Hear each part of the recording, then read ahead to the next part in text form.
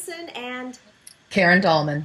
great to see you guys. So today we're going to talk about bringing in spirit guides and angels on the board. Yay, my favorite thing to Yay! do. Mine too. Yeah, I personally have a guardian angel. Her name is Mirth. Many of you have heard me speak about her before. And then I have a second in command who's Thomas. And those are the main people or my peeps that come in through the board to me, and they're angels, and I've started channeling Mirth off the board, which has been very exciting. But some people have other beings come on and guides, and Karen, you have some guides that call themselves the moon and the sun, is it? Or what do they call themselves? Well, they are androgynous and really don't have any names. I named them that. I also named my angel. I have an angel named Mary Angel. She's been with me since, oh my gosh, 1990. But the sun and moon have been with me since 1994. I call them the sun and moon because on the Ouija board, when these spirit guys entered, they entered here with the planchette and here. So they became sun and moon. But truly, they're just a collective group of source energy. They've never been born in a physical body or incarnation. They're just a pure light, and their messages are a pure love. And we want to talk today about how you too can, move into some of the arenas of talking to these other kind of angelic beings or guardians or spirit guides, or these guys are source wisdom guides, because then you get another perspective. It's fun to communicate with the deceased. That's great fun. This takes it to another level where now you can get some guidance and inspiration and wisdom and universal truths and knowledge and all kinds of fun stuff. So that's pretty much who I talk to on the board now. I do want to point out this wonderful little Archangel board that was sent to me. It's a nice little compact board. And it was made by a doctor. She's a psychologist herself, and I thought this was really fun, so I wanted to show that to you today. It's a beautiful board, and what I like about this board is that what comes with it is the idea of a nice energy, a nice vibration, because who doesn't like angels?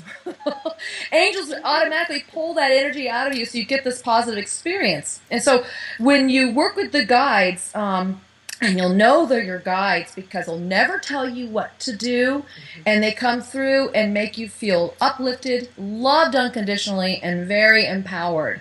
And their messages will be nothing but of that nature, and then you can begin to work with them more and more, get to know them, start to listen to their messages over time, and you'll start to find your messages will become very accurate with their help. So that's I think that's a great place to go, and I often recommend, Marla, when somebody's new at starting on the board, to call in an angel. The angels tend to be a little easier to reach at times, and because they're going to be there to help you, and they can become what I call the gatekeeper, the one who helps you bring in other energies and also keep other energies out or moderate the communications. I remember years ago when I first would get on the board, I would have a slew of deceased people wanting to come through and talk.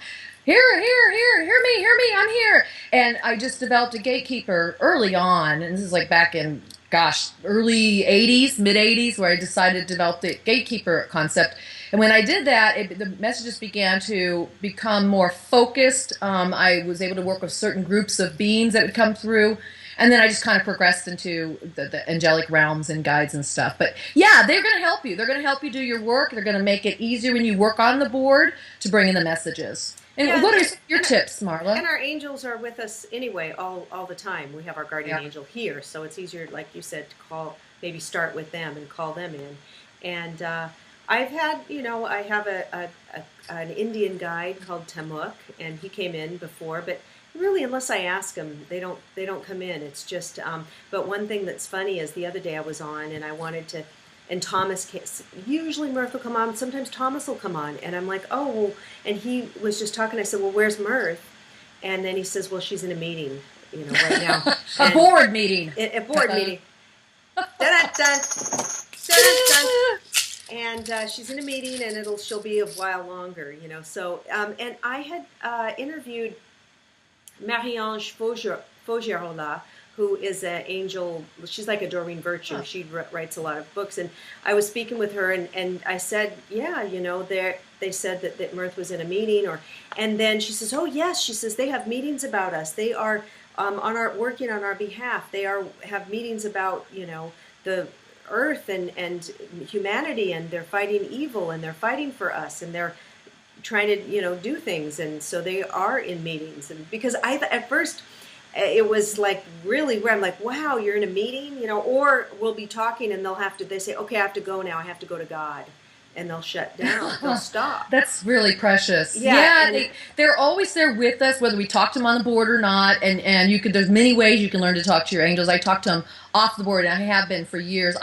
When I was a child, I used to see the beings called the guardians. They're like big angels. They're really tall. They fill the whole doorway, and their light was all around them. And I would just call them the guardians, and they would come and check on me and visit me, and I could literally see them. I don't see them so much anymore, but they're still around. They communicate to me too. So yeah, try that out, you guys. If you're not doing it already, try to be in touch with your guardian angel or your angel group or even your spirit guides. Ask them to come through in the board. Ask them to help you with the messages.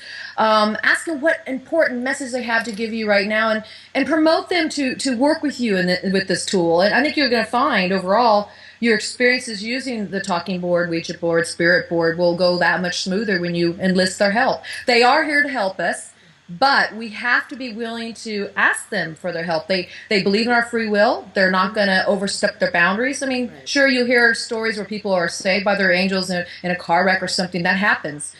But for them just to come through, you've got to invite them. Once you open that doorway for them to come and talk to you, you're going to find they're going to be around that much more, or you're going to be more aware of I should say, you'll be more aware of their presence around you.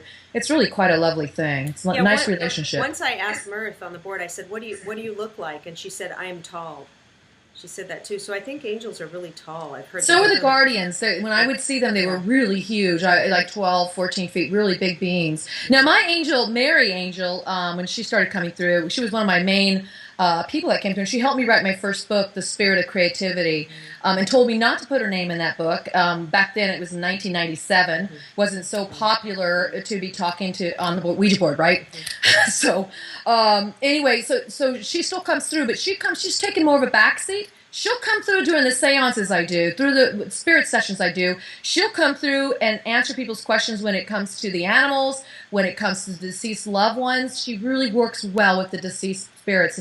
So I find that a lot of your guides that come through, they'll have different roles. And they may change throughout your life, and some may stay with you, forever. Like these couple of guys that I call Sun and Moon, these guides have been with me since 1992, 94, right in that era. And so that's like, 20 plus years, 22 years or something of that nature. So they could be with you for, quite a long time. But once you make that contact and open it up, you'll find that the right one will come, and the right ones will come when it's the right time for you. And I find it so much more exciting and satisfying to talk with our own guides and our own angels than just trying to randomly find a dead person to come through. That's kind of titillating and kind of spine tingling. But when we work with these guides that know us so well and they love us and they're trying to help us, there's nothing like it. And that's right. They don't tell you what to do. The only thing Mirth ever tells me to do is to go to bed. You're tired. Because sometimes it'll be after a long day or maybe in the evening and I'm like on the board and she's like, Marla, I'll ask her a question. She's like, not now. You're tired. Go get some rest and we'll talk tomorrow. Literally, she's told me that. And they know when I'm tired. It's like, you're tired. And so that's, they don't sleep. They don't have to sleep. They don't eat. They have very different parameters and conditions in their life than we do. But yeah, they're very much aware of our needs. And so you might get some things like that too when you talk to them. That's really cool. That's neat. All right, you guys, leave some messages below and let us know who you connect to. Have you connected with your angel? Who do you prefer to connect to? We'd love to hear it. What's the name of your angel or guide? Yeah, give us the name. We'll give a shout out. Yeah. Bye. Bye, guys.